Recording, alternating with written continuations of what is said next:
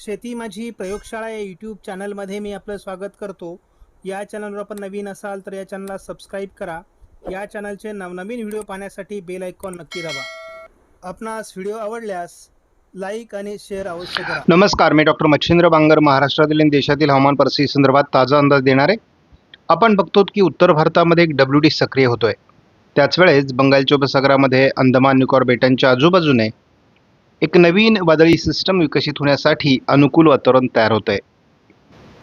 या सर्व पार्श्वभूमीवर पुढील अंदाज आपण पाहणार आहोत. आज 13 तारखेला केवळ उत्तराखंडमध्ये धुके आणि कोस्टल कर्नाटकाच्या काही भागात तापमान वाढण्याची शक्यता व्यक्त करण्यात आली आहे आणि हा एक उन्हाळ्याचा संकेत आहे. आपण जेव्हा GFS मॉडेलचा अंदाज बघतो तेव्हा आपल्याला थोडा हलकासा अति उत्तरेला WD आणि बंगालच्या उपसागरात अंदमान निकोबार बेटांच्या दक्षिणेला थोड्या हालचाली असा सध्याचा अंदाज आहे. या प्रत्येक दिवशी म्हणजे उद्या देखील याचा प्रभाव ते 14 तारखेला वाढण्याची शक्यता आहे. एक सिस्टम म्हणजे हवामान प्रणाली वादळी बंगालच्या उपसागराच्या दक्षिणेला विकसित होईल असा एक प्राथमिक अंदाज आहे. सुरुवातीला आपण असं बघतो की 17 तारखेला एक WD उत्तर भारतामध्ये आणि श्रीलंकेच्या दरम्यान एक सिस्टम विकसित होईल असा GFSने अंदाज दिलाय. मैदानी भागापर्यंत याचा परिणाम होण्याची शक्यता 19 तारखेला दिसते. आपण बघतो केरळ, तामिळनाडू, दक्षिण कर्नाटक या भागामध्ये या वादळी सिस्टमचा परिणाम होण्याची शक्यता आहे आणि नंतर ते अरबी समुद्रात सरकण्याची शक्यता आहे. या दरम्यान आपल्याला असं बघावं लागेल की महाराष्ट्रात किती परिणाम होऊ शकतो. सध्या थंडीचे दिवस आहेत. थंडीच्या अंदाजावर आपण लक्ष देत असतो. महाराष्ट्रामध्ये सामान्य सौम्य स्वरूपाची थंडी असली तरी ती पुढे पुढे कमी होत जाणं अपेक्षित आहे. विदर्भाच्या दिशेने थंडी राहील हे आपण यापूर्वी सांगितलेलं. थंडीचा प्रभाव तसा 18 तारखेपासून कमीच होणार आहे. आपण 19 तारखेला बघतो महाराष्ट्रातील थंडी गायब होईल.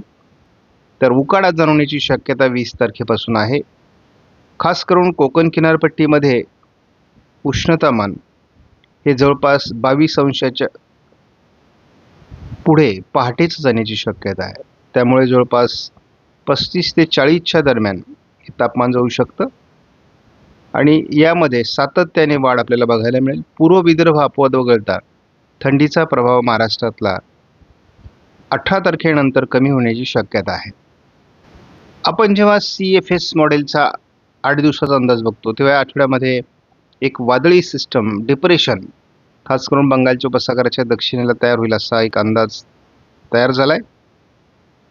हे डिप्रेशन बंगालच्या उपसागराच्या अंतर्गत भागात जाऊन म्यानमारच्या दिशेने म्हणजेच भारताच्या विरुद्ध दिशेने जाण्याची शक्यता आहे. थोडा पूर्व भारतातील एखाद दुसऱ्या राज्यात त्याचा परिणाम होऊ शकतो. त्यानंतर मात्र साधारण असं दिसतंय की 26 फेब्रुवारी ते 5 मार्च या दरम्यान आपल्याला कुठलेही वातावरण दाखवण्यात आलेलं नाही. नव्याने जे वातावरण तयार होईल ते जवळपास 19 मार्च नंतर तयार होण्याची शक्यता आहे. मार्चच्या अंदाजावर आणि एप्रिलच्या अंदाजावर किंवा अगदी मेच्या अंदाजावर आपलं लक्ष आहे. या तिन्ही महिन्यामध्ये अवकाळी पावसाचं प्रमाण अधिक राहण्याची शक्यता आहे. आपण अगदी कुठलंही मॉडेल घेतलं तरी आपल्याला एप्रिल मेमध्ये अवकाळी पावसाचा अंदाज कायम आहे. NMME मॉडेल देखील आपल्याला मेमध्ये अवकाळी पावसाचा अंदाज देते.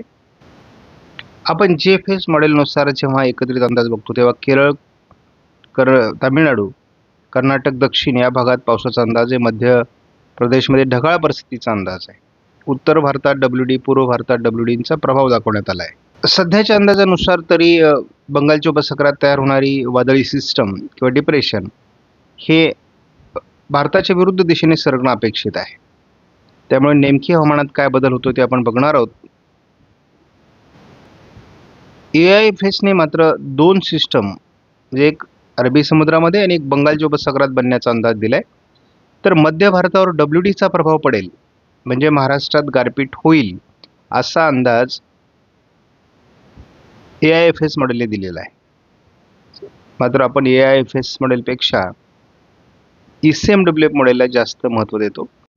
आपण 27 तारखेपर्यंत जेव्हा एकत्रित अंदाज बघतो तेव्हा महाराष्ट्रातील पावसाचा धोका हा टळण्याची शक्यता आहे. बंगालच्या उपसागरात डिप्रेशन बनणार आहे, विशाखापट्टणमपर्यंत ते येणार आहे, परंतु त्याचा प्रभाव हा विरुद्ध दिशेने आहे. सध्याच्या अंदाजानुसार यामध्ये बदल होऊ शकतो. त्यामुळे किरकोळ ढगाळ परिस्थितीच्या पलीकडे महाराष्ट्रात पावसाचा अंदाज निर्माण होईल असं सध्याच्या अंदाजानुसार वाटत नाही, परंतु हवामान सातत्याने बदल होत असतात. महाराष्ट्रात आजपासूनच हलक्या स्वरूपात ढगाळ परिस्थितीला सुरुवात होणार आहे. जवळपास 14, 15, 16, 17 तारखेपर्यंत काही विशेष ढगाळ परिस्थिती नाही आहे. पहिल्यांदा 18 तारखेपासून पुन्हा ढगाळ परिस्थितीचे संकेत देण्यात आले आहे. ही महाराष्ट्रातली ढगाळ परिस्थिती आपल्याला 19 तारखेलाही तुरळक स्वरूपात बघायला मिळेल. 20 तारखेला देखील ढगाळ परिस्थिती महाराष्ट्रात असणार आहे.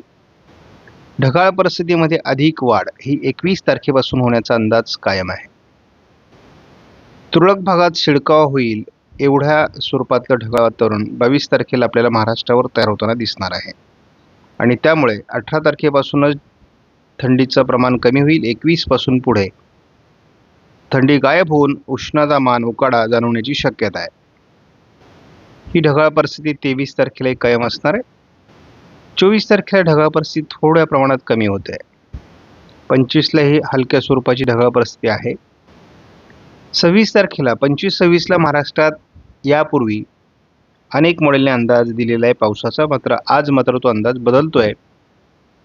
त्यामुळे एकूणच जी अवकाळी पावसाची शक्यता महाराष्ट्रात निर्माण झाली होती ती कमी होण्याची शक्यता आहे आणि त्याचं कारण असं आहे, आपण बघतो की 18 तारखेच्या दरम्यान एक वादळी सिस्टम ही बंगालच्या उपसागरात विकसित होण्यास सुरुवात होईल.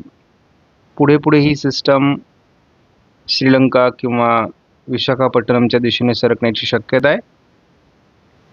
पुढे जाऊन ही सिस्टम हळूहळू